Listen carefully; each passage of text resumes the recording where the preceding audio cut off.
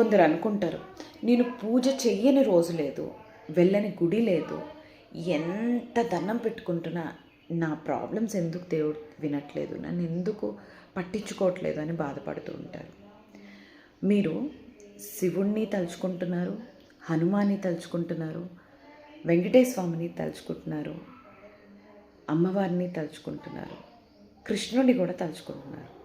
So అప్పుడు కృష్ణుడు ఏమనుకుంటారంటే వెంకటేశ్వర స్వామి తీర్చేస్తారులే అనుకుంటారు. వెంకటేశ్వర స్వామి ఏమనుకుంటారంటే శివుడు తీర్చేస్తారులే అనుకుంటారు. శివుడు ఏమనుకుంటారంటే అమ్మవారు తీర్చేస్తుందిలే ప్రాబ్లమ్స్ అన్నీ అనుకుంటారు. మనమేమో మన ప్రాబ్లమ్స్ తీరట్లేదేంటా అని ఆలోచిస్తూ ఉంటాం. సో మనం ఏం చేయాలంటే ఒక్క దేవుణ్ణి చూస్ చేసుకొని, శివుడు కానీ, వెంకటేశ్వర స్వామి కానీ, ఆంజనేయ స్వామి కానీ, ఎవరినన్నా ఒక్కరిని చూస్ చేసుకొని భక్తిగా రోజు ఆ నామం స్మరణ చేస్తూ ఉండాలి.